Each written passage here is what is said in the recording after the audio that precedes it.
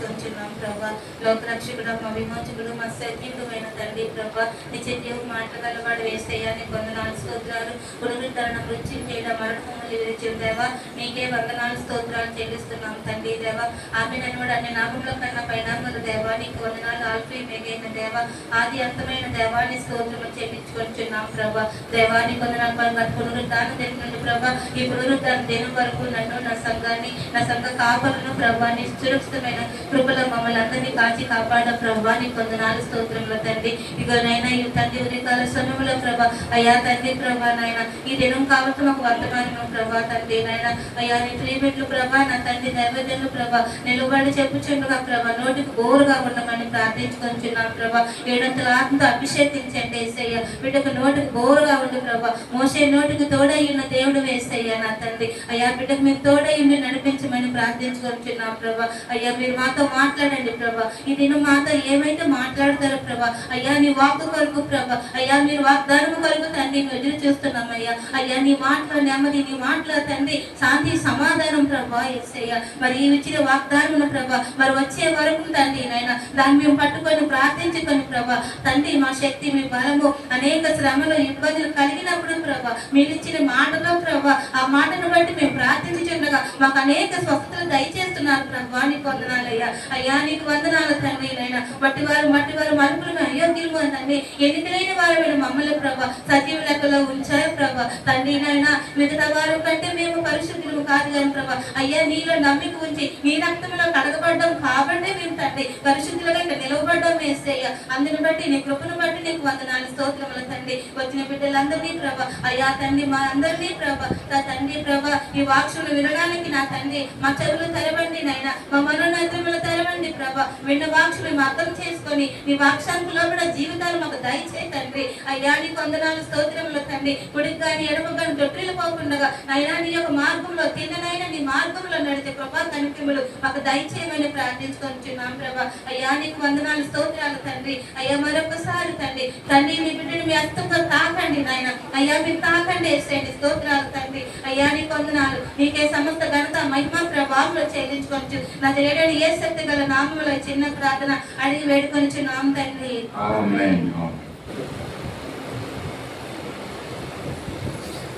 దేవాది దేవుడు మరి గడిచిన దినాలన్నింటిలో మనం కాపాడి సజీవ సంఖ్యలో నుంచి ఆయుష్నిచ్చి దేవుని మందిరానికి యొక్క పరిశుద్ధ దినంలో మందిరంలో మనందరినీ కూర్చొని పెట్టి ఆయన చేసిన మేల్ని ఆయన స్తుతులు చెల్లిస్తూ ఆయన వాక్యాన్ని వినడానికి కూడా మనం సిద్ధపడి ఉన్నటువంటి మనందరినీ కూడా దేవుడు బాగా దీవించి ఆశీర్వదించిన కాక చేరి వచ్చిన మీ అందరికీ ప్రభునామంలో వందనాలు తెలియజేస్తున్నాం.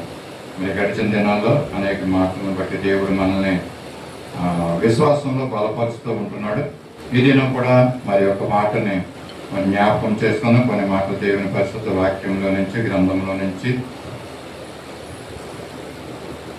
సంఖ్యలు అనే మాట మీద మనం ధ్యానం చేసుకున్నాం అండి ఈరోజు. సంఖ్యలు అంటే అంకెలు అని, అంకెలు అంటే తెలుగు రానివాడికి నంబర్స్ అని అనేసి యొక్క సంఖ్యల గురించి కొన్ని మాటలు మనం తెలుసుకుందాం. అంటే సంఖ్యలు అంటే తెలుసు కదా మనకి, అంకెలు 1, 2, 3, 4 ఇంకా విపులంగా మీకు తెలియజేయాలంటే అంకెలు. అసలు అంకెలు అన్నవి ఎక్కడి నుంచి వచ్చినాయి?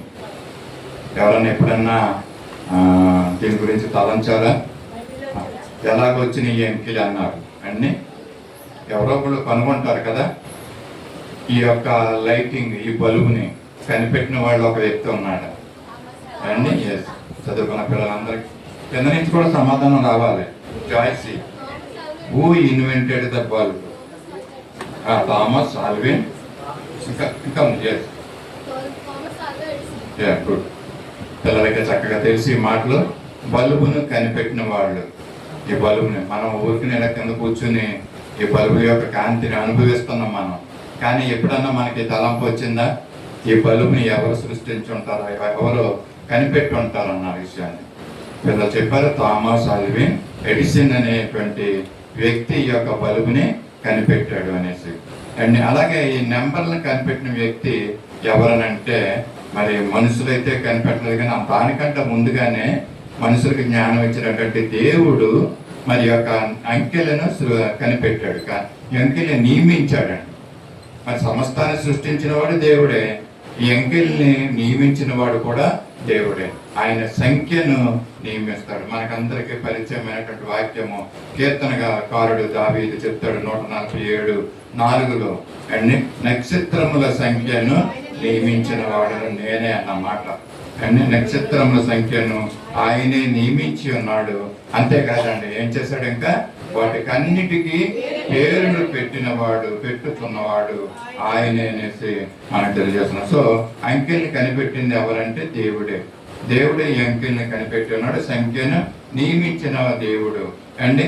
ఆ యొక్క నక్షత్రముల యొక్క సంఖ్యను అని ఉంది అక్కడ అండి. నక్షత్రాన్ని లెక్క పెట్టాలంటే సంఖ్యలు ఉండాలి అండి. 1, 2, 3 అని లెక్క పెట్టాలంటే ఆ యొక్క సంఖ్యను నియమించిన వాడు దేవుడు, నక్షత్రాలను నియమించిన వాడు కూడా దేవుడే కదండి. ఆకాశాన్ని, భూమిని, సర్వ సృష్టిని, అలాగే ఆకాశంలో ఉన్నటువంటి ఈ నక్షత్ర నక్షత్రాలని, దేవదూతల్ని, పరలోకాన్ని, ఇవన్నీ సృష్టించిన వాడు దేవుడు అనేసి మనం ఇంతకుముందు విని ఉన్నాం. అయితే ఆకాశంలో నక్షత్ర మండలాలు ఉంటాయనేసి మనం జ్ఞాపకం చేసుకుంటున్నాం అండి. ఇంకా పూర్తిగా చెప్పాలంటే మండలాలు అండి, పెందుర్తి మండలం అంటే పెందుర్తి మండలంలో అనేక మంది మనుషులు ఉంటారు, గ్రామాలు ఉన్నాయి పెందుర్తి మండలంలో కదండి. ఈ గ్రామాల్లో మనుషులు ఉంటారు. ఏ విధంగా ఈ మండలాలు ఉన్నాయో అలాగే దేవుడు మరి ఆకాశంలో కొన్ని మండలాలను కూడా పెట్టి ఉన్నాడు అంటండి.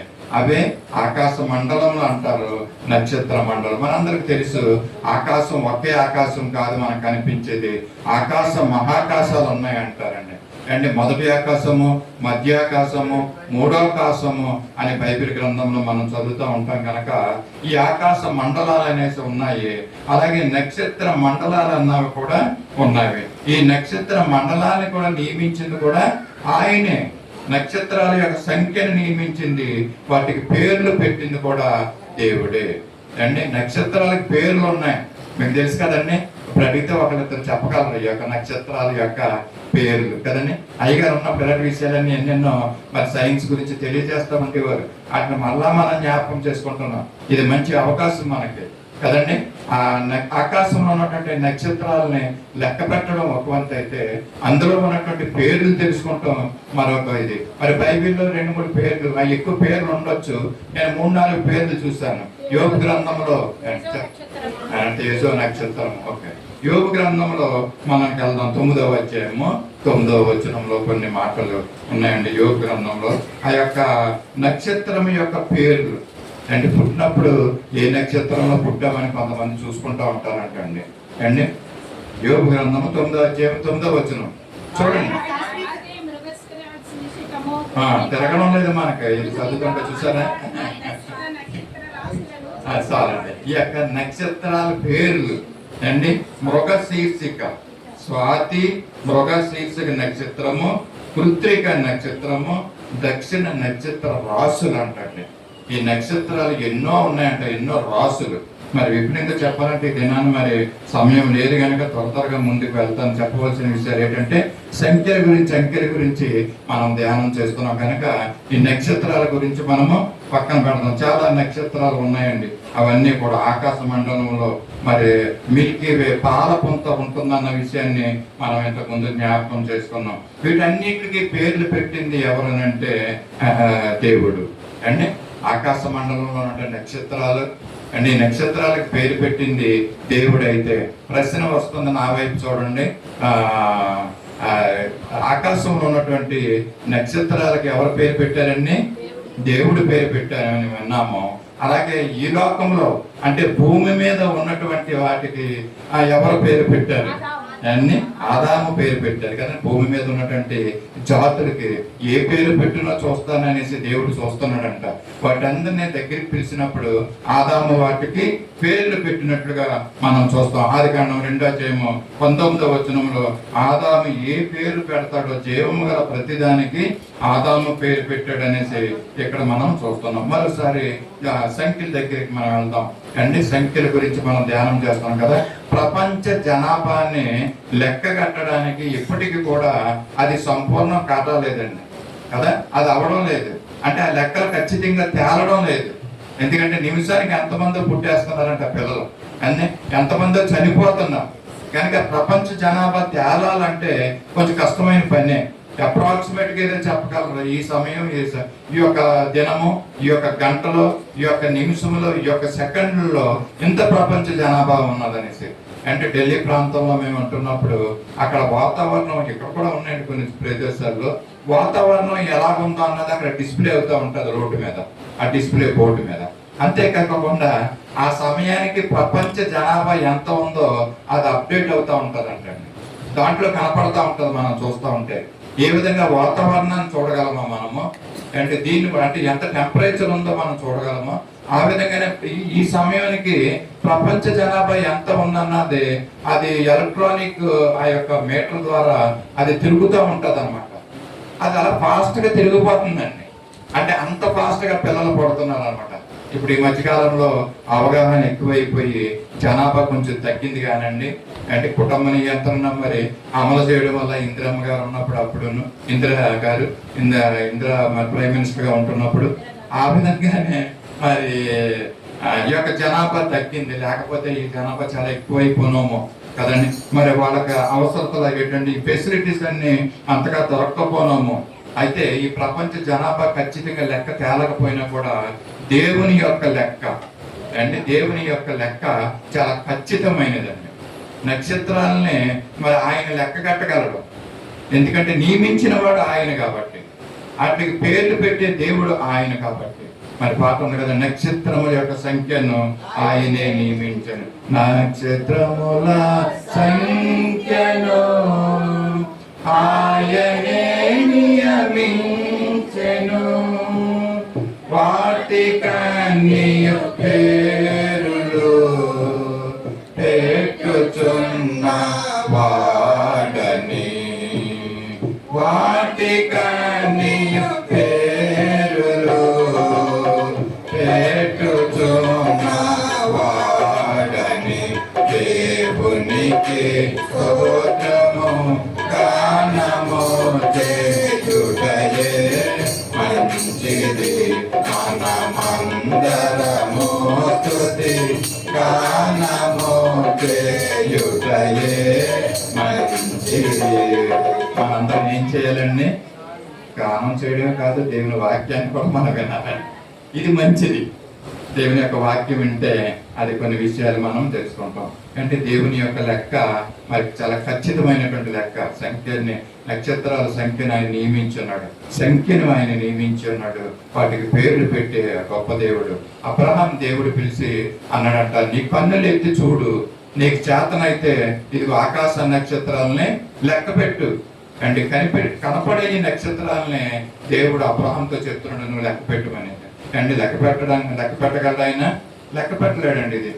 ఎందుకంటే ఎన్నో కోట్ల మిలియన్ల యొక్క నక్షత్రాలు అక్కడ ఉన్నాయండి. మనం చూసే ఈ భూగోళానికంటే ఎన్నో రెట్లు ఒక్కొక్క నక్షత్రం పెద్దదంటండి. నమ్మగలమా మనం ఈ విషయాన్ని? నమ్మలేము మనం. సృష్టి, మన దేవుడు సృష్టించిన సృష్టి అంత గొప్పదండి, అంత ఆశ్చర్యకరమైనది. యోబు అంటాడు, ఇదిగో నన్ను నిర్మించిన రీతి చూడగా ఇదిగో నాకు ఆశ్చర్యమును భయమును కలుగుతుంది అంటాడు. నిజమే, దేవుని యొక్క సృష్టిని మనం చూస్తే ఎంతో అక్కర్లేదు. మన యొక్క సముద్రం ఒడ్డుకెళ్తేనే మనం భయపడతాం, మనం నీళ్లను చూస్తే భయపడతాం, అండ్ గాలిని చూస్తే భయపడతాం. అండ్ దేవుని సృష్టి ఎంత గొప్ప సృష్టిలో చూడండి. నక్షత్రాలని ఆయన నియమించాడు, ఆయన లెక్క కట్టాడు.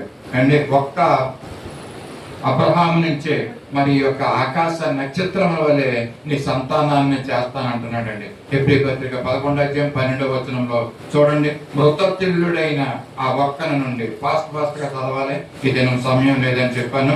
మరి మృతతుల్యుడైనటువంటి హెబ్రీ పత్రిక 11:12 చక్కని మాట మనం చూస్తూ ఉంటున్నాం.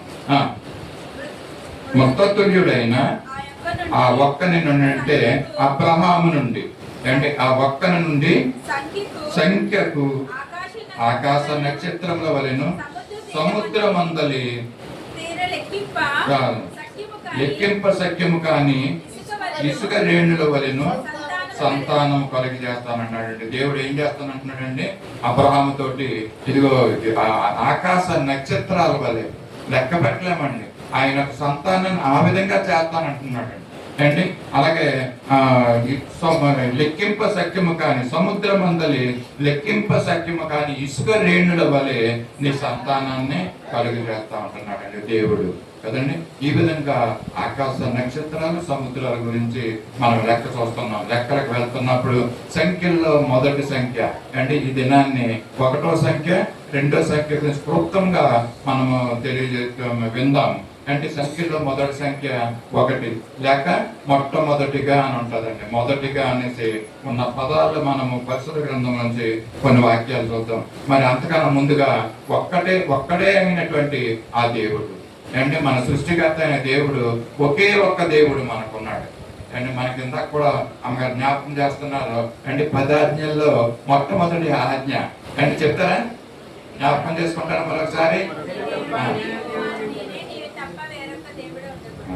నేను తప్ప వేరొక దేవుడు నీకు ఉండకూడదు. పైన ఆకాశం ఉంది, కింద భూమి అయితే భూమి కింద నేల అంతే, కానీ నేను తప్ప వేరొక దేవుడు నీకు ఉండకూడదు. ఏ విగ్రహాన్నైనా చేసుకోకూడదు. అంటే నేను తప్ప వేరొక దేవుడు నీకు ఉండకూడదు. అంటే నేను ఒకే ఒక దేవుణ్ణి, సృష్టి అంతటిని సృష్టించినటువంటి దేవుణ్ణి, నేను ఒక్క దేవుణ్ణి నన్ను మీరు పూజించాలని ఒకటే మాట గురించి దేవుడు ఒక్కడే అండి. ఇంకా మనం రెఫరెన్స్ లో చూద్దాం. ఎఫెసీ గ్రంథం 4వ అధ్యాయము 5వ వచనంలో ఉంటాడు. చక్కగా ఒక్కటి గురించి చక్కని విషయాలు దేవుడు పరిశుద్ధాత్మ దేవుడు మనకు తెలియజేయబోతున్నాడు. ఎఫెసీ 4వ అధ్యాయము 5వ వచనం. ప్రభువు ఒక్కడే, విశ్వాసం ఒక్కటే, బాప్తిస్మము ఒక్కటే, అందరికీ తండ్రి అయిన దేవుడు ఒక్కడే అండి. ఒక్కడే దేవుడు, ప్రభువు ఒక్కడే, విశ్వాసం ఒక్కటేనంటాడు అండి. బాప్తిస్మం ఒక్కటే. ఇంకేముందంటే అందరికి తండ్రి అయిన దేవుడు ఒక్కడే అంటే ప్రభువు ఒక్కడన్న విషయాన్ని మనము విన్నాం. అంటే ఇక్కడ విశ్వాసం ఒక్కటే. అంటే విశ్వాసము అనేకమైనటువంటి విశ్వాసాలు ఉన్నాయి కదండి. నీ విశ్వాసం వేరు, నా విశ్వాసం వేరు. అంటే నీ మతం వేరు, నా మతం వేరు కదా. మతాలు వేరు, విశ్వాసాలు వేరు. అలాగే డినామినేషన్స్ కూడా వేరే. చాలా మంది రకరకాలైనటువంటి డినామినేషన్స్ లో మరి ఉంటారు కదండి. మరి విశ్వాసం ఒక్కడే దేవుడు అండ్ అపోస్తుల కార్యాల్లో చెప్తున్నాడు, ఆయనే సృష్టికర్త, ఒక్కడైన దేవుడు, ఒక్కడైన ఒక్కన నుండి. అండ్ చూస్తారండి అపోస్తుల కార్యాలు 17వ అధ్యాయం 26వ వచనంలో కూడా మాటను మనం చూస్తున్నాం.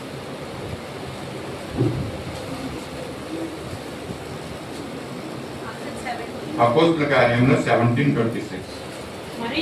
మరియు యావత్ భూమి మీద కాపురముండుటకు ఆయన ఒక్కని నుండి ప్రతి జాతి మనుషులను సృష్టించాడంట. చాలు.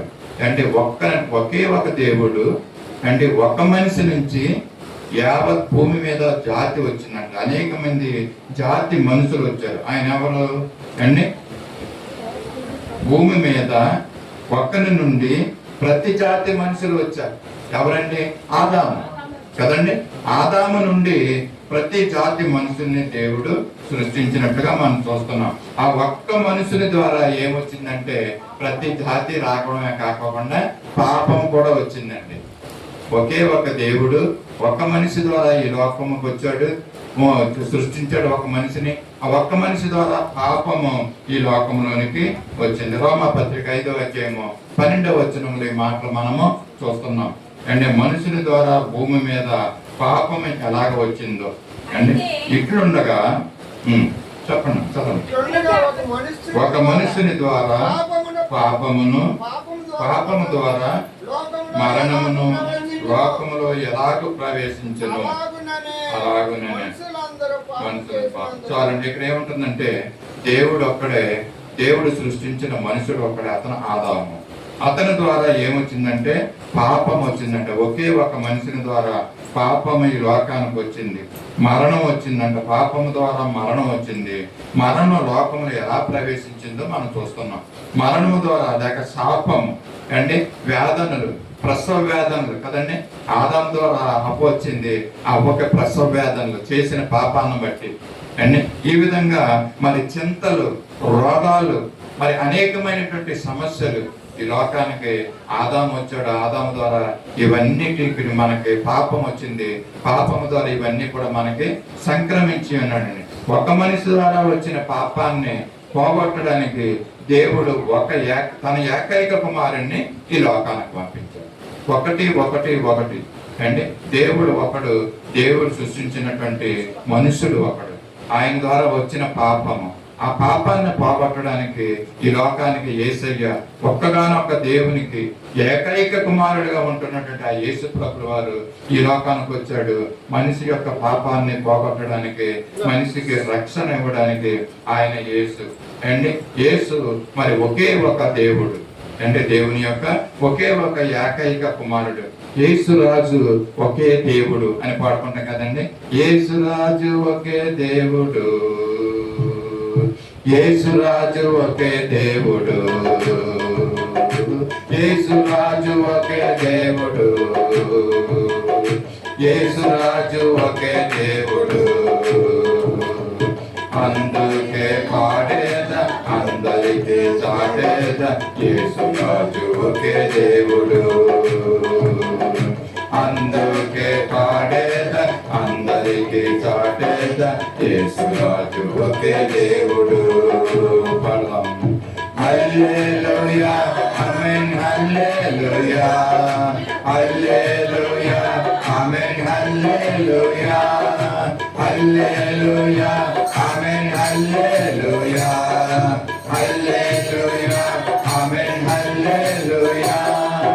యేసురాజు ఒకే దేవుడు,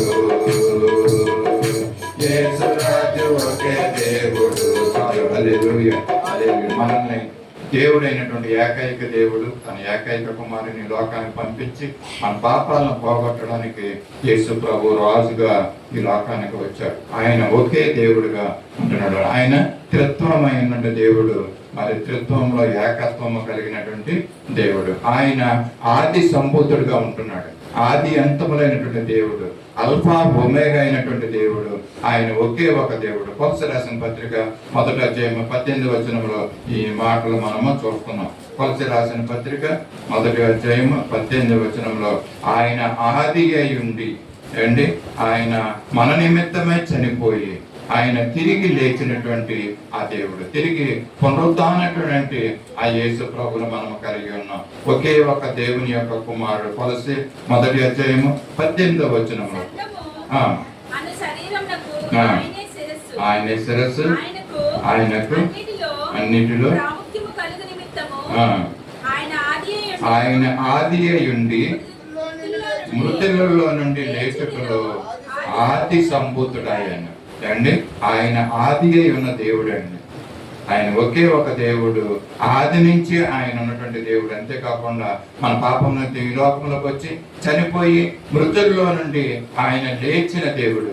ఆ లేచుటలు కూడా ఆయన ఆది సంభూతుడుగా ఉన్నాడంటే. అపోస్తలుడైన పౌలు కొలస్సీ సంఘానికి రాస్తూ చెప్తున్నాడు, ఆది అయి ఉన్నవాడు అంటే ఏంటండి? మొట్టమొదటి వాడు అండి.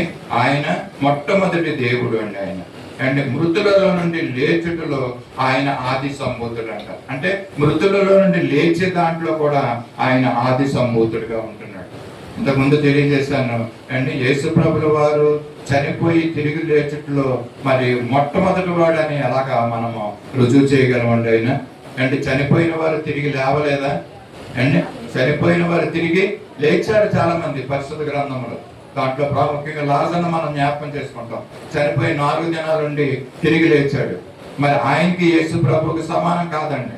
ఇంతకుముందు చెప్పాను, కొంతమంది ఇద్దరు వ్యక్తులు చనిపోకోకుండా ప్రభు దగ్గర కొనుకోబడ్డారు, ఆరోహణమయ్యారు అండ్ హానోకు ఏలియా. చనిపోయిన వారిలో మొట్టమొదటి వాడిగా యేసు ప్రభు, తిరిగి లేచిన వారిలో యేసు ప్రభు ఎలాగ మొట్టమొదటి వాడు అంటే, ఇదిగో మిగతా వాళ్ళు చనిపోయి 4 దినాల తర్వాత లేకపోతే అద్భుతంగా ప్రవక్తల చేత లేపబడ్డారు. కానీ యేసు ప్రభు అయితే చనిపోయి తిరిగి లేచాడు. ఆ తిరిగి లేచడం అంటే ఏంటంటే అదే పునరుత్థానము అండి. మిగతా వాళ్ళు తిరిగి లేచారు కానీ పునరుత్థానం అయిన వాళ్ళు ఎవరు లేరండి. పునరుత్థానం అంటే చనిపోయి తిరిగి లేచి మరి అన్నిటికీ కూడా చనిపోకుండా నిత్యము జీవించేవాళ్ళు. అలా జీవించిన వాళ్ళు ఒక యేసు ప్రభు మాత్రమే. అండి చనిపోయి తిరిగి లేచి మరి అన్నిటికీ చనిపోకుండా ఉన్నటువంటి వ్యక్తి, అదే పునరుత్థానము. ఆ పునరుత్థాన దినాన్నే మనము ఈ రోజు మరి పండుగ ప్రతి ఆదివారం మనము చేస్తూ ఉంటున్నాం. పునరుత్థానము అంటే చనిపోయి మొదట లేచిన వారిలో తిరిగి లేచిన వారు యేసు ప్రభు మొదటి వాడు అంటండి. అంటే కొరింథీ రాసిన పత్రిక 15:20 ఈ మాట మనం చూస్తున్నాం. నిద్రించి లేపబడిన వారిలో అంటే కొరింథీ మొదటి పత్రిక 15:20 మనం చూస్తూ ఉంటున్నాం మాట. చక్కని మాటని ఇప్పుడైతే నిద్రించిన వారిలో ప్రథమ ఫలముగా క్రీస్తు పునరుత్థానుడైన వారిలో మొదటి వాడు అంటండి. ఆయనే మొదటి వాడు. ఇంకా నేను చెప్పాలంటే ఇంకో మాట యాడ్ చేసుకుంటే ఆయనే కడపటి వాడు అండి. నిద్రించి పునరుత్థానుడు మరి ఎప్పుడు చనిపోయిన వారిలో యేసు ప్రభువు వారు ప్రథమ ఫలము అంటే మొట్టమొదటి వాడు. ఆయనే కడపటి వాడు కూడా. ఎవరు అలాగా చనిపోయి తిరిగి లేచి చనిపోకుండా ఎవరు ఉండిన వారు ఎవరు లేరు, ఇంకా ఉండబోరు కూడా. ఇంకా మరి యేసు ప్రభువు వారు చనిపోయి ఈ విధంగా ఆరోహణమయ్యి మరి అన్నిటికీ చనిపోకుండా కానీ ఆయన మరలా ఏంటంటే మన నిరీక్షణ, మరలా ఆయన తిరిగి వస్తాడు. ఆయన చెప్పాడు, నేను వచ్చి మరి నేను తిరిగి లేచి మరలా రెండవ రాకడలో నేను వస్తానని చెప్పాడండి. వస్తానని చెప్పిన వాడు రాక మానునా అండి. ఇది కూడా చక్కగా ఉంది కండి. వస్తానన్న వాడు రాక మానునా, ఆయన తప్పగా వస్తాడు. వస్తానన్న యేసురాజు రాక మానునా, వస్తానన్న బహుమానం లేక మానునా, వస్తానన్న యేసురాజు రాక మానునా, తెస్తానన్న బహుమానం లేక మానునా. రాజు వస్తున్నాడు, గంగులారా రాజ్యం తెస్తున్నాడు. త్వరపడి వేగమే రండి ప్రియులారా, ప్రభుని చేరుగరండి. హల్లెలూయా. వస్తానన్న యేసు ప్రభువు వారు తప్పగా వస్తాడు. ఆ నిరీక్షణ, ఆ నమ్మకం, ఆ విశ్వాసం మనలో ఉండాలండి. అండి ఆయన వస్తాడు కాబట్టి మనం ఎలా జీవించాలండి? భయముతో భక్తితో మనం జీవించాలి. ఆయన ఎదుర్కోవాలి. బుద్ధిగల కన్యకలు ఏ విధంగా మరి ఆ యొక్క పెండ్లి కుమారుని ఎదుర్కొన్నారో ఆ విధంగా మనం సిద్ధపడాలండి. ఆ విధంగా ఎదుర్కోవాలి. ఆ విధమైనటువంటి నిరీక్షణ మనలో ఉండాలి. ఆ విధమైనటువంటి సంతోషం మనలో ఉండాలి. అంటే పెండ్లి కుమారుని ఎదుర్కొనడానికి ఎంతగా మరి యొక్క మిగతా వారందరూ కూడా సిద్ధపడతారు, ఎంతగా సంతోషంగా ఉంటారు, ఎంతగా ఎన్ని ఆభరణాలు ధరించుకుంటారు ఆ దినం. ఇదిగో మనం ఆ విధంగా సిద్ధపడుతున్నామా పెండ్లి కుమారుని ఎదుర్కొనడానికి? ఆయన వస్తానని చెప్పాడు, ఆయన తప్పకోకుండా వస్తున్నాడు అండి. ఎఫెసీ 4:5 మనం ఏం చదువుకున్నామండి? ప్రభువు ఒక్కడే అండి, విశ్వాసం ఒక్కటే, బాప్తిస్మం ఒక్కటే, ప్రభువు ఒక్కడే, దేవుడు ఒక్కడే, విశ్వాసం ఒక్కటే అనేసి మనం విన్నాం అండి. మన యొక్క విశ్వాసాలు, మనందరి విశ్వాసాలు ఒక్కటిగా ఉండాలండి, వేరువేరుగా ఉండకూడదు. ప్రభు ఒక్కడైనప్పుడు ఆయనలో మన విశ్వాసం ఉంచాలి. ఒక్క విశ్వాసంతో మనం ఉండాలి. ఇంకో మాట ఏంటంటే అది బాప్తిస్మం. బాప్తిస్మం ఒక్కటే అండి. మనం చాలా మంది బాప్తిసాలు తీసుకున్నాం. తండ్రి, కుమార, పరిశుద్ధాత్మ నామములో మనము ఏం చేయాలండి? బాప్తిసం తీసుకోవాలి. మరి ఎలాంటి బాప్తిసాలు పొందుకున్నారో మనం ఇక్కడ ఉన్నవాళ్ళు అంటే అందరూ తండ్రి, కుమార, పరిశుద్ధాత్మలో బాప్తిసం తీసుకున్నామా? దేవుడు ఒక్కడే అండి, ప్రభువు ఒక్కడే, మన విశ్వాసం ఒక్కటే ఉండాలి. అలాగే మనం తీసుకున్న బాప్తిసం కూడా ఒక్కటే బాప్తిసం ఉండాలండి. అంటే తండ్రి, కుమార, పరిశుద్ధాత్మలో మనం బాప్తిసం తీసుకోవాలి. రోమ 6:4 ఒక మాట మనం చూస్తూ ఉంటున్నామండి. రోమ 6:4 ఈ బాప్తిసం గురించి మనం చక్కని మాట. కాబట్టి తండ్రి మహిమ వలన క్రీస్తు మృతులలో నుండి ఎలాగూ లేపబడినో మనమును నూతన జీవము పొందుటకై నడుచుకున్నట్లు మరణములో పాలు పొందుటకై ఆయనతో కూడా పాతి పెట్టాలంట. బాప్తిసం అంటే ఏంటంటే మరి ఏదో తెలియకోకుండా అనాలోచితంగా అయ్యో ఆ నీటిలో మునిగి రావడం కాదు అండి. కొంతమంది బాప్తిసాలు అయితే చిలకరింపు బాప్తిసాలు ఉంటాయి. కానీ తండ్రి, కుమార, పరిశుద్ధాత్మలో అపోస్తలుడైన పౌలు రోమీయులకు తెలియజేస్తున్న మాట ఇది నన్ను మనకు కూడా తెలియజేస్తున్నాడు పరిశుద్ధాత్మ దేవుడు. ఆ యొక్క నీటిలో ముంచబడాలంటండి, ములగాలి. తండ్రి కుమార పరిశుద్ధ నామంలో బాప్తిసం తీసుకోవాలి మనం. ఎందుకంటే ముంచాలని అంటే ఇదిగో పౌలు చెప్తున్నాడు, క్రీస్తు మృతుల నుండి ఎలాగూ లేపబడెను, ఇదిగో ఆయన సమాధి చేయబడి ఎలాగో ఆయన లేపబడ్డాడో మనం కూడా నూతన జీవము పొందుటకై ఆ బాప్తిసం వల్ల మనం ఎలా ఉండాలంటండి, మరణంలో పాతి పెట్టబడాలంటండి. ఇదిగో నువ్వు నీళ్లలో ముంచబడుతున్నప్పుడు ఒక చనిపోయిన శవాన్ని ఏ విధంగా పాతి పెడతారో ఆ విధంగా నీ పాత జీవితము ఇదిగో ఆ నీళ్లలో పాతి పెట్టబడాలంట. దాంట్లో విడిచిపెట్టబడాలి మన పాత జీవితం. ఇది బాప్తిసం. పౌలు మనకు తెలియజేస్తున్న మాట ఏదో ముంచారు రేపారు అన్నది కాదండి. వచ్చాము తర్వాత మన ఇష్టం వచ్చిన జీవితం జీవిస్తున్నాం, ఇది కాదు. నిజంగా నువ్వు మారు మనసు పొందిన వ్యక్తి అయితే నీ పాత జీవితాన్ని మరి వదిలిపెట్టుకోవాలి, విడిచిపెట్టాలి. ఆ బాప్తిసం సమయంలోనే ఆ నీళ్లలో నువ్వు ముంచబడాలి. యేసుప్రభుల వారి ముద్రలోని ఏ విధంగా లేచాడో ఇదిగో నువ్వు కూడా ఆ నీటిలో నుంచి లేపబడాలి. ఒక నూతన జీవముగా నువ్వు లేపబడాలి. ఒక నూతన జీవితము మరి అక్కడ జీవించాలండి, తిరిగి లేచి. అందుకే బాప్తిసంలో సంపూర్ణంగా మనము నీళ్లలో ముంచబడాలనండి. ఇది చిలకరింపు బాప్తిసం కాదు. ఇది తండ్రి కుమార పరిశుద్ధాత్మలో ఇదిగో ఒక చనిపోయిన వ్యక్తి ఏ విధంగా తిరిగి లేచినప్పుడు నూతనమైనటువంటి జీవితాన్ని జీవిస్తాడో ఆ విధంగా బాప్తిసం తీసుకున్నటువంటి వ్యక్తిలో ఆ విధమైనటువంటి మార్పు రావాలండి. నూతనమైనటువంటి జీవితం జీవించాలి. దేవుడు ఒక్కడే, ఇదిగో బాప్తిసం ఒక్కటే, విశ్వాసం ఒక్కటే మంది. ఆయన కుమారుడైన క్రీస్తు ఒక్కడే. 2 సంఖ్య గురించి వెళ్దాం. 2 అంటే 2 లేక ఇద్దరు అండి. ఇంకా ఏం చెప్పుకోవాలండి, జత. 2 సంఖ్య గురించి, దీని గురించి కూడా బహుక్లుప్తంగా తెలియజేసి నేను ముగిస్తాను, వినండి. దేవుడు ఇద్దరు ద్వారా మరి ఈ లోకాన్ని, కుటుంబాన్ని సృజించాడు, నిర్మించాడు. అంటే ఒక్కరి ద్వారా మరి యొక్క సంతానాన్ని ఇచ్చినట్టుగా, జాతుల్ని ఇచ్చినట్టుగా ఇద్దరు ద్వారా ఈ యొక్క కుటుంబాన్ని ఇచ్చాడంటండి. అంటే పురుషుని గాను స్త్రీని గాను వారిని సృజించి ఇద్దరిని ఏం చేశాడండి, జత చేశాడు ఇద్దరిని. అండి ఎవరు మనకు తెలుసు కదా, మొట్టమొదటిగా ఆదాముని అవ్వని కూడా ఇద్దరిని జత చేసి ఒక కుటుంబంగా చేశాడు. ఇద్దరు అనంటే, జత అనంటే రెండు యొక్క మాటలు. జతలుగా మరి యొక్క పక్షుల్ని మరి నోబహు సమయంలో ఏం చేశాడండి, ఆ నోబహు దగ్గరికి అవి వచ్చినాయి అంట. మరి మీకు రిఫరెన్స్ కావాలంటే ఆదికాండం 7వ అధ్యాయము 8-9 వచనాల్లో మనం చూస్తున్నాం. పవిత్రమైనవి అపవిత్రమైనవి చదువుతారా? పవిత్ర జంతువులు అపవిత్ర జంతువులు పక్షుల్లోను నేలని ప్రాకు మగది ఆడది జతలుగా వాడలోనున్న నోవాహు నొద్దకు చేరెను.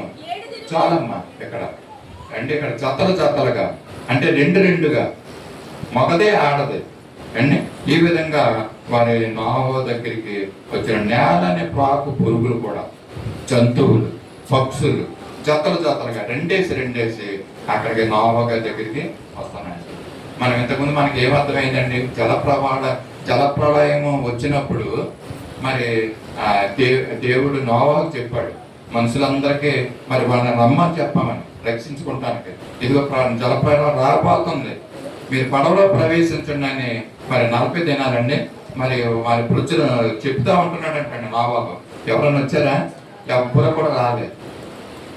అంటే నోవహు, నేనేమనుకునేవాడిని అంటే నోవహు ఈ పక్షుల్ని, ఈ జతల్ని మరి రెండుగా ఉండాలి కదా, అవి నాశనం అయిపోకుండా తర్వాత జలప్రళయం తర్వాత అవి మరలా మరి పక్షులను కానీ ఈ యొక్క జంతువులు కానీ పెరగాలి. దేవుని యొక్క ఉద్దేశం అది. మనుషులు కూడా అంతటితో అంతమైపోకుండా. కనుక నోవహు ఏం చేశాడంటే వీళ్ళందరికీ చెప్తా ఉంటే వాడు 40 దినాలు కూడా చెప్పినా కూడా వాడు ఎవరో రాలేదు. అండ్ ఏం చేశాడని అనుకునేవాడిని అంటే ఈ యొక్క జాతి పక్షుల్ని, జంతువుల్ని నోవహు వెళ్ళి మరి జతలుగా తీసుకొచ్చి నా ఓడలో పెట్టాడు అని అనుకున్నాను. కానీ దేవుని వాక్యం ఏం చెప్తుందండి, మనుషులు పిలిస్తే రాలేదు, కానీ పిలవకోకుండా వచ్చినవి ఏంటంటే ఈ యొక్క జంతువులు. నోరు లేని మూగ జంతువులు నోవహు చెప్పలేదు, నోవహు వెళ్ళి పట్టుకుని తీసుకురాలేదు వాటిని, కానీ వాటంతటా అవే వచ్చినాయండి నోవహు దగ్గరికి. నోట్ చేసుకోవాల్సిన పాయింట్ ఇది అండి. మూగ జంతువులు వాటిని రక్షించుకోవటానికి దేవుడే అనుకుంటున్నాను మరి నోవహు దగ్గరికి పంపించినట్లుగా అమ్మగారు చెప్తున్నట్లుగా అండి. ఇవి నోవహు దగ్గరికి చేరుననేసి మనం ఇక్కడ చెప్తున్నాం. నోవహు పిలవలేదండి, ఇది జ్ఞాపకం ఉంచుకోవాలి. వీటిని నోవహు పిలవకోకుండా అవన్నీ కూడా వాడలోకి వచ్చి మరి చేరినాయి అంట. ఇంకేంటంటే ఇక్కడ పవిత్రమైనవే అపవిత్రమైనవి కూడా ఇక్కడికి వచ్చినాయి అంటే దేవుడు పవిత్రమైనటువంటి వాటిని ఉంచి మరి అపవిత్రమైన వాటిని మరి యొక్క ఓడలో చేర్చకూడదు కదా. కానీ ఏం చేశాడండి దేవుడు? అపవిత్రమైనటువంటి వాటిని కూడా జతలు జతలుగా తీసుకొచ్చాడండి, జతలు జతలుగా పంపించాడు అని చెప్పవచ్చు. ఎందుకంటే పవిత్రమైనవి అంటే కావాలి దేవుడికి, ఎందుకంటే ఇదిగో బలులు అర్పించడానికి, దేవుని సన్నిధిని తీసుకురావడానికి అవి ఉండాలి, ఆ జంతువులు కానీ ఆ పక్షులు కానీ. కానీ అపవిత్రమైన ఎందుకు తీసుకొస్తున్నాడు అని అంటే ఇదిగో నీకు నాకు బుద్ధి నేర్పడానికి. ఆ అపవిత్రమైన జంతువులు కూడా ఉండాలి, ఏ విధమైన అపవిత్రమైనది కూడా ఉంచి మనకి పాఠం నేర్పిస్తాడంట దేవుడు. దాని నిమిత్తం వాటిని కూడా తీసుకొచ్చినట్టుగా మనం చూస్తున్నాం. రెండు గురించి మనం ధ్యానం చేస్తున్నాం. ఇదిగో మనందరికి తెలిసిన వాక్యం జ్ఞాపకం చేస్తున్నాం. ఇదిగో 2-3 నా నామమున ఎక్కడ మరి కూడి ఏకీభవిస్తున్నారు. మత్తయి సువార్త చదవద్దు 18-20 ఎక్కడ కూడి విందులు ఏకీభవించే ప్రార్థన చేస్తారో ఇదిగో అక్కడ నేను ఉంటాను అంటున్నాడు. అంటే 2-3 ఎక్కడ నా నామం పేరట కూడి ఉండి ఏకీభవించే ప్రార్థన చేస్తారు వారి దగ్గర నేను ఉంటానని. 2-3 గురించి ప్రాముఖ్యత లోకస్వార్త 10:1 ఏమంటాడంటే ప్రభు 70 మంది శిష్యుల్ని అంటే 12 మంది శిష్యులే కాకుండా 70 మంది శిష్యుల్ని దేవుడి యేసు ప్రభు వారు ఏర్పరచుకున్నాడు. వాళ్ళు ఏం చేస్తారంటే ఇద్దరిని చేర్చి మరి ఆ ఊరికి తనకంటే ముందు వాళ్ళు పంపిస్తూ ఉంటాడండి. అండ్ ఇద్దరిని 2 అనే సంఖ్య యొక్క ప్రాముఖ్యత ప్రతి చోటకి తనకంటే ముందుగా లోకస్వార్త 10:1 ఉంటుంది. చదవకూడదు. ఇద్దరిగా పంపించడం అన్న మాటనే మనం చూస్తూ ఉంటున్నాం. అలాగే నూను కుమారుడైనటువంటి యోషువ అండి ఎరుకోని వేగి చూడటానికి అంటే వాక్యాన్ని వినండి, మీకు సమాధానం కూడా చెప్పవలసి వస్తుంది దీని గురించి. నూను కుమారుడైన యెహోషువ మరి ఎరుకోని వేగి చూసి రమ్మని మరి మనుషుల్ని పంపిస్తాడు కదండి. ఎంతమంది మనుషుల్ని? 2 మనుషుల్ని అక్కడ పంపిస్తాడు. దీని వెనకాల ఇంకో ప్రశ్న ఉంది. ఏంటంటే నాకు వచ్చిన ప్రశ్న, మోసే, మీకు ఇంతకుముందు చెప్పానండి ఈ మాట కూడా. మోసే యొక్క కనాను పట్టణానికి వేగు చూసి రమ్మని పంపిస్తాడు అండి. ఎంతమందిని పంపిస్తాడు? ఇది మనం జ్ఞాపకం ఉంచుకోవాలి. వెంటనే ఇది రావాలి మనకి. యెహోషువ ఎరుకో పట్టణాన్ని వేగి చూడడానికి 2 మనుషులను పంపిస్తాడు. మోసే కనాను ప్రాంతానికి వేగు చూడడానికి 12 మందిని పంపిస్తాడు. ఎవరంటే వాళ్ళు ఒక్కొక్క గోత్రంలో నుంచి ఒక్కొక్కరిని, దాంట్లో యెహోషువ కాలేబులు కూడా ఉంటారు. 12 మందిని మరి అక్కడ పంపించడం మనం చూస్తున్నాం. మనం నేర్చుకోబోయేది 2 గురించి కనుక మనం ఇంకా ముందుకు వెళ్దాము. ఎమ్మాయి గ్రామానికి అండి మనందరికీ తెలుసు. ఎమ్మాయి గ్రామానికి అండి ఎంతమంది మనుషులు వెళ్తా ఉంటారండి యేసుప్రభు తిరిగి లేచిన తర్వాత? అండి 2 మనుషులు ఎమ్మాయి గ్రామానికి వెళ్తా ఉంటారు, తెలిసిన విషయము. అండ్ పేద విధవరాలు అండి కానుకగా సమర్పించబడినటువంటి 2 కాసులు అండి. 10 ఆజ్ఞల్ని దేవుడు ఎన్ని పలకల మీద రాశాడు అంటే 2 పలకల మీద మరి దేవుడు మొట్టమొదటిగా 10 ఆజ్ఞలు రాయడం మనం చూస్తాం. ఆ 10 ఆజ్ఞల్ని ఆ 2 పలకల్ని మోసే ఏం చేస్తాడండి? కోపంతో ఇశ్రాయేలు ప్రజలు చేసిన పనిని బట్టి పగలు కొట్టేస్తాడు. తర్వాత ఏం చేస్తాడు? మళ్ళా మోసేని పిలిచి ఈసారి పలకలు నువ్వు తయారు చేసుకో, ఇంతకుముందు పలకలు నేను తయారు చేసి నా స్వహస్తంతో వేలితో నేను రాశాను, ఇప్పుడు నువ్వు పగలు కొట్టావు కనుక నీకు శిక్ష ఏంటంటే నువ్వు పలకలు తయారు చేసుకుని పట్టరా పైకి సేనాయికోవడం మీదకి, అలాగే నేను చెప్తాను నువ్వు రాయి అండి. ఈ విధంగా 2సారి మోసే చేత రాయించబడ్డారండి. అండ్ యోబు ఎన్నింతల ఆశీర్వాదం అంటే 2 ఆశీర్వాదం, రెట్టింపు ఆశీర్వాదాన్ని పోగొట్టుకున్న దాన్ని మరి ఆయన పొందుకున్నాడు కదండి. పోగొట్టుకున్నదంతా రెట్టింపు చేసినావు, నీ గొప్ప ప్రేమ మా పైన చూపి. పోగొట్టుకున్నదంతా రెట్టింపు చేసినావు, నీ గొప్ప ప్రేమ మా పైన చూపి. కంటి పాపలా కాచినవయ్యా, సంటి పాపను మోసినట్లు మోసినవయ్యా. చాలండి అండి. యోబు పోగొట్టుకున్న దాన్ని రెట్టింపు మరి ఆయన పొందుకున్నట్లుగా మనము చూస్తూ ఉంటాం. యోబు పొందుకున్నదే రెండింతలు, రెండు గురించి. అలాగే ఎలీసా ఇంతల ఆత్మను ఏలియా దగ్గర నుంచి పొందుకున్నాడు అంటే రెండింతల ఆత్మ అంటే రెండు సంఖ్యకి ఎన్ని విషయాలు ఉన్నాయి చూసారు కదా. ఎలీసా మరి ఏలియా దగ్గర నుంచి పొందుకున్నాడు. ఆయన అడిగాడంటే గురువు గారిని, నీ నుండి 2 పాళ్ళు అంటే రాజు 2వ గ్రంథము 2వ అధ్యాయం 9వ వచనంలో ఈ మాట మనం చూస్తూ ఉంటున్నాము. అంటే ఎలీసా తమ గురువు గారు అయినటువంటి ఏలియా నుంచి పొందుకున్నటువంటి ఆత్మ, ఎన్ని ఆత్మ నీకు కలిగిన ఆత్మలో 2 పాళ్ళు నా మీదకు వచ్చినట్లు దయచేయము అనేసి ఎలీసా అడిగాడండి. అది నా వల్ల కాదు, ఇదిగో నేను పైకి ఆరోహణం అయిపోతున్నప్పుడు నేను నీకు కనపడితే ఆ ఆత్మ నీ మీదకి వస్తుంది, అది దేవుని వశంలో ఉందనేసి ఏలియా ఎలీసాతో చెప్తా ఉంటున్నాడు. ఆ విధంగానే ఎలీసా ఆరోహణం అవుతున్నప్పుడు కదండి ఆ యొక్క అగ్ని రథాలు మరి కనపడతాయి. సుడిగాల్లో ఆయన్ని పైకి తీసుకెళ్ళడం అని ఆరోహణం అవడం మనం చూస్తూ ఉంటాం. అందుకనే ఏలియా 7 అద్భుతాలు చేశాడంటండి. మరి 2 పాళ్ళ ఆత్మ అంటే ఎలీసా పొందుకున్నాడు. 14 అద్భుతాలు ఎలీసా చేసినట్టుగా మనము పరిశుద్ధ గ్రంథంలో మనం చూస్తున్నాము. మరొక మాటను చూద్దాం. అందుకని ఏలియా 7 అద్భుతాలు, ఎలీసా 14 అద్భుతాలు చేశారంట. ఎలీసా శిష్యుడైనటువంటి గెహజీ అండి నయమాను దగ్గరికి వెళ్తాడండి. అండి వెళ్ళి ఏమంటాడంటే నయమాను వచ్చి ఎలీసా దగ్గరికి వస్తాడు కదండి. వచ్చినప్పుడు తనకు ఆ యొక్క రోగాన్ని పోగొట్టుకుంటాడు. ఆయన ఎన్నో వస్తువులు బంగారము వెండి ఇవ్వబోతుంటే ఎలీసా దాన్ని నాకు అక్కర్లేదు, అవసరం లేదని చెప్తా ఉంటే వెళ్ళిపోయినప్పుడు ఈ నయమాను ఎలీసా యొక్క ఆ శిష్యుడు పరిచారకుడు అంటే వెళ్ళి ఎలీసాని అడుగుతాడు, ఇదిగో ఇప్పుడే గెహజీ వెళ్ళి నయమాన్ని అడుగుతాడండి. రాజులు 2వ గ్రంథము 5వ అధ్యాయము 22వ వచనంలో ఈ మాటలు మనము చూస్తాం. ఇప్పుడే 2 యవనులు ఎఫ్రాయిము నుండి వచ్చారు మా యొక్క గురువు గారి దగ్గరికి. వాళ్ళు వచ్చారు, వాళ్ళు కొన్ని అవసరతలు ఉన్నాయి, వాటిని మాకు దయచేయమని ఈ గెహజీ నయమాని వెళ్ళిపోతున్న దారిలోకి వెళ్ళి అడుగుతా ఉంటాడు. చూస్తారా రాజులు 2వ గ్రంథము 5వ అధ్యాయం 22వ వచనంలో ముగింపులోకి వచ్చాం మనం. ఆ యజమానుడు పంపి శిష్యులలో ఇద్దరు యవనులు ఎఫ్రాయిము మన్యము నుండి వచ్చి ఉన్నారు కనుక దాని కొరకు 2 మణుగులు వెండి 2 దుస్తుల బట్టలను దయచేయమని చెప్పాడు. చాలండి. ఇక్కడ గెహజీ నయమాన్ దగ్గరికి వెళ్ళి అడుగుతున్నాడు అంటండి. ఏమని అడుగుతున్నాడు? ఆయన పుట్టిన బుద్ధి ఇదంతా సందర్భం మనకు తెలుసు. 2 యవనులు ఇప్పుడే ఎఫ్రాయిము నుండి మా గురువు గారు అయిన ఎలీసా గారి దగ్గరికి వచ్చారు కనుక వాళ్ళకి అవసరం పడ్డది కనుక 2 మణుగుల వెండి 2 దుస్తుల బట్టలు మరి మా గురువు గారికి దయచేయమని ఈ గెహజీ నయమాన్ దగ్గర అడుగుతూ ఉంటున్నాడు. ఏంటి వచ్చారా 2 యవనులు? ఏంటి 2 యవనులు రాలేదు. రాకపోయినా ఈ గెహజీ చెప్తున్నట్టు తెలియజేస్తున్నటువంటి అబద్ధాన్ని ఇక్కడ మనం చూస్తున్నాం. అబద్ధంలో కూడా ఇదిగో 2 అన్న మాటను ఉపయోగిస్తున్నాడు అంటే గెహజీ ఇక్కడ. అంటే 2 యవనులు వచ్చారంట, రాలేదు. అంటే ఏమడుగుతున్నాడు? 2 మణుగుల వెండి 2 అనే మాట, అలాగే 2 దుస్తుల బట్టలు అండి వాళ్ళకి కావాలి, మాకు దయచేయమనేసి ఈ యొక్క గెహజీ అడగడం మనం చూస్తున్నాం.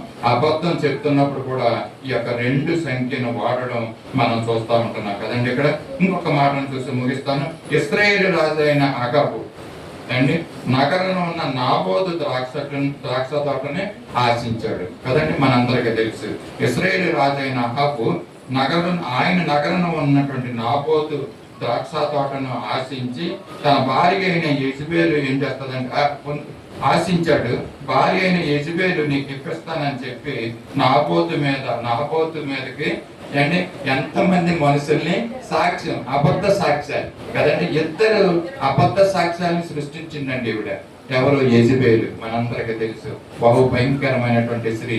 2 మనుషుల్ని అంటే తప్పిదాలు చేస్తున్నప్పుడు కూడా అబద్ధాలు పలుకుతున్నప్పుడు కూడా ఈ 2 లేక ఈ 2 అనే సంఖ్యని వాడటం మనం చూస్తున్నాం. అంటే దేవుడు పరిశుద్ధ గ్రంథంలో మరి సంఖ్యల గురించి ఇస్తున్నటువంటి ప్రాముఖ్యత ఏ విధంగా ఉంటున్నాయో మనము చూస్తూ ఉంటున్నాం. 2 అనే సంఖ్య, 1 అనే సంఖ్య దేవుడు ఏ విధంగా వాడుకుంటున్నాడో మనం చూస్తాం. ఇద్దరు పనికిమాలిన మనుషులను అబద్ధ సాక్ష్యం చెప్పడానికి ఈ యెజబెలు కుదుర్చుకున్నదంట. ఇశ్రాయేలు రాజు అయినటువంటి ఆహాబును మనము జ్ఞాపకం చేస్తాం. ఈ మాట రాజుల మొదటి గ్రంథం 20వ అధ్యాయము 10వ వచనంలో మనము ఇక్కడ చూస్తూ ఉంటున్నాము. అది చదవకలతో చెప్పి తెలియజేస్తాను కాబట్టి ఆఖరు మాట గిద్యోను అండి దేవుణ్ణి, ఈ యొక్క మాట ఎక్కడ ఉంటుందంటే న్యాయాధిపతులు 6వ అధ్యాయము 36-40 వచనంలో గిద్యోను దేవుణ్ణి మరి శోధించాడు అంటాడు అండి. ఎన్నిసార్లు శోధించాడు? ఇక్కడ శోధించాడనే దానికి సమాధానం ఏంటంటే యాక్చువల్గా అది శోధన కాదు, దేవుని దగ్గర అడిగి రుజువును పొందుకున్నాడండి ఆయన కదా, మనందరికీ తెలుసు. అండ్ ఆ యొక్క ఆ బొచ్చు తడిసి ఉండాలి, నేలంతా ఆరి ఉండాలంటే దేవుడు ఆ విధంగా చేశాడు అండి. తర్వాత నేల తడిసి ఉండాలి, ఈ బొచ్చు ఆరి ఉండాలంటే దేవుడు ఆ విధంగా కూడా చేశాడండి. అండ్ ఎన్నిసార్లు గిద్యోను దేవుణ్ణి శోధించాడు అని అంటే, అండ్ ఎన్నిసార్లు దేవుణ్ణి అడిగి పొందుకున్నాడు అంటే 2 సార్లు దేవుణ్ణి ఆయన శోధించాడన్న మాటలు మనం చూస్తున్నాం కదండి. 1కి 2 సంఖ్యల గురించి మనం చూస్తాం. మరోసారి మరి ఆ మాటను జ్ఞాపకం చేసి ముగిస్తాను. సంఖ్యల్ని నియమించింది దేవుడు. దేవుడు ఒక్కడే అయినటువంటి దేవుడు. దేవునికి మనుషులకి మధ్యవర్తి ఒక్కడే. ఒక్క మనుషుడైన ఆదాము నుండి మనుష్య జాతిని దేవుడు సృష్టించాడు. ఆ ఒక్క మనుషుని ద్వారా ఈ లోకానికి పాపం వచ్చింది. ఆ పాపాన్ని పోగొట్టడానికి తన ఏకైక కుమారుడైన యేసు ప్రభువుని ఈ లోకానికి పంపించాడు. ఆయన నిద్రించిన వారిలో చనిపోయి ఆయన తిరిగి లేచాడు. నిద్రించిన వారిలో ఆయన ప్రథమ పదముగా ఉన్నాడు. లేపబడిన వారిలో ప్రభు ఒక్కడే, విశ్వాసము ఒక్కటే, బాప్తిస్మము ఒక్కటే అన్న విషయాలు మనం నేర్చుకున్నాం. బాప్తిస్మం ద్వారా మనం ఏం చేయబడాలండి? పాతి పెట్టబడాలంటండి.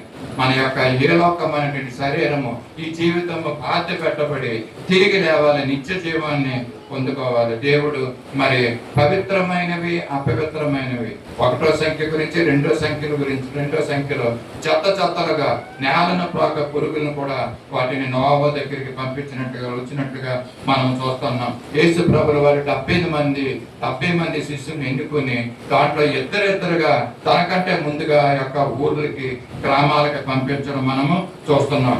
నూనె కుమారుడైనటువంటి యెహోషువ అంటే 2 మనుషుల్ని ఎరుకోకి వేగు చూడటానికి పంపించున్నాడు. అమ్మాయి గ్రామానికి వెళ్ళినటువంటి మనుషులు 2 మనుషులు యేసు ప్రభు కలుసుకున్నట్టుగా మనం చూస్తున్నాం. 2 కాసుల్ని కానుకగా ఇచ్చినటువంటి విధవరాలని కూడా మనం జ్ఞాపకం చేసుకున్నాం. అంటే దేవుడు బలమైనటువంటి వాటిని కూడా బలమైనటువంటి వాటితో పాటు బలహీనమైనటువంటి వాటిని కూడా దేవుడు ప్రేమిస్తాడు. దేవుడు ఆధిక్యత ఇస్తాడు, ప్రాధాన్యత ఇస్తాడు అన్న విషయాలకి ఇవి ప్రాముఖ్యత. ఎన్ని ప్రాధాన్యత పొందుకుంటున్నాయి ఏంటంటే పవిత్రమైనవే కాకుండా అపవిత్రమైనటువంటి దేవుడు మరి వాటిని వాడుకుంటూ ఉంటాడు. బలమైనటువంటి వాటిని కాకుండా బలహీనమైనటువంటి, ఇదిగో 2 కాసులు కానుకగా ఇచ్చినటువంటి పేద విధవరాలు ఎంతో బలహీనరాల్ని దేవుడు ఎన్నుకున్నాడండి. అనేకమైన సువార్తలు దాని ద్వారా ప్రకటించబడుతున్నాయి. ఇదిగో మోసే 10 ఆజ్ఞలు 2 పలకల మీద రాయబడటం చూస్తున్నాం. యోబు పోగొట్టుకున్నది రెట్టింపు, 2 పొందుకున్నట్లుగా మనము జ్ఞానం చేసుకున్నాం. ఎలీసా 2 కాళ్ళ ఆత్మను ఏలియా దగ్గర నుంచి, దేవుని దగ్గర నుంచి పొందుకున్నాడు. గిద్యోను 2 సార్లు దేవుని శోధించాడు, దేవుని దగ్గర నుంచి అడిగి పొందుకున్నాడు. ఇదిగో మరి దేవుడు ఇచ్చినటువంటి సంఖ్యలు 1, 2 సంఖ్యల గురించి మనము బహుక్లుప్తంగా మనం ధ్యానం చేసుకున్నాం. దేవుడు తెలియజేసిన ఈ మాటలను బట్టి దేవునికి కృతజ్ఞతలు తెలియజేస్తున్నాం. దేవుని చిత్తమైతే 3, 4 సంఖ్య గురించి కూడా మరి వచ్చే దినాల్లో మనం ధ్యానం చేద్దాం. ప్రభు ఇస్తున్నటువంటి ఈ మాటలను బట్టి దేవునికి కృతజ్ఞత చెల్లిస్తున్నాను. దేవుడి కొద్ది మాటలు మనకు హృదయ వినికిడిలో దేవునికరంగా ఆశీర్వాదకరంగా చేయనుగాక. ఆమెను ప్రార్థన చేసుకుందాం, కట్టు మూసుకుందాం. మహాపరిస్థితులను సర్వశక్తి కృపానిది, కరుణా సంపన్నుడైన కృపగల మా దేవ, ఇదిగో ఇంతవరకు ఆరాధనలో మీరుండి మీరు మహిమ పొందారు. నీ యొక్క వాక్యములో కూడా నీ మాటలు మాకు తెలియజేసావయ్యా. దాన్ని బట్టి నీకు స్తోత్రాలు వందనాలు చెల్లించుకుంటున్నాం. ఈ మాటను బట్టి కొన్ని విషయాలు మేము జ్ఞాపకం చేసుకున్నామయ్యా. దాన్ని బట్టి కూడా నీ కృతజ్ఞతలు వందనాలు తెలియజేసుకుంటున్నాం. తండ్రి మీకు స్తోత్రాలు. ఇచ్చిన మాటల్ని మాకు అవి జ్ఞాపకం ఉండట్లో సహాయం చేయండి. మా హృదయంలో అవి మంచి నేలను పడిన విత్తనములనే ఆ ఫలించండి తండ్రి. మీరు ఆ మాటల ద్వారా మాతో మాట్లాడండి ప్రభా. నీకు స్తోత్రాలు వందనాలు చెల్లించుకుంటున్నాం. ఆ మాటల ద్వారా మమ్మల్ని కట్టండి, మా హృదయాలు మా జీవితాలను కట్టి ఇక ప్రభా నీకు పనికొచ్చే వారంగా నీ పాత్రలుగా మమ్మల్ని వాడుకోండి. నీ ప్రయోజనకారులుగా మమ్మల్ని వినియోగించుకోండి. నీ సాక్షులుగా మమ్మల్ని నిలబెట్టుకోండి. అనేక మందికి ఇదిగో ప్రభా మాదిరికరమైన జీవితాలు జీవించడానికి కృప చూపించండి. మాటలను బట్టి వాక్యాన్ని బట్టి దీవించి ఆశీర్వదించమని మమ్మల్ని అందరినీ నీ కృపలో భద్రపరిచి నడిపించుకోమని ప్రడుచు ఈ కొద్దింపులు మోకరిగా తిరిగిడానన్న నజరేయుని యేసయ్య పరిశుద్ధ నామములో అడిగి వేడుకొంచున్నాం తండ్రి. ఆమేన్ ఆమేన్.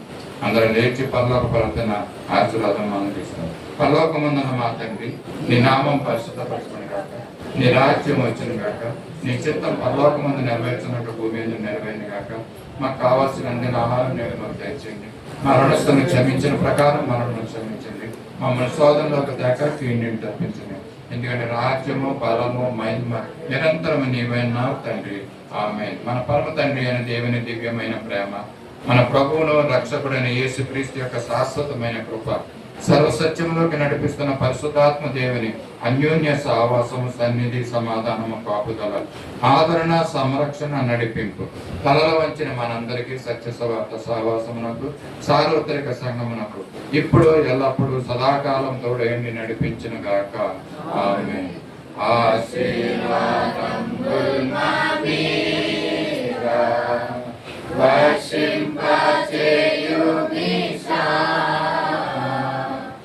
ఆశతో నమ్మియున్నాము ఈ సత్యవచనము, ఈ మాయి మీద కృమ్మరించుము దేవా, కమ్మల ప్రేమ వర్షము కృమ్మరించుము దేవా. ఆమేన్. అందరికీ వందనాలండి. ప్రార్థన అవసరం కలిగిన వారు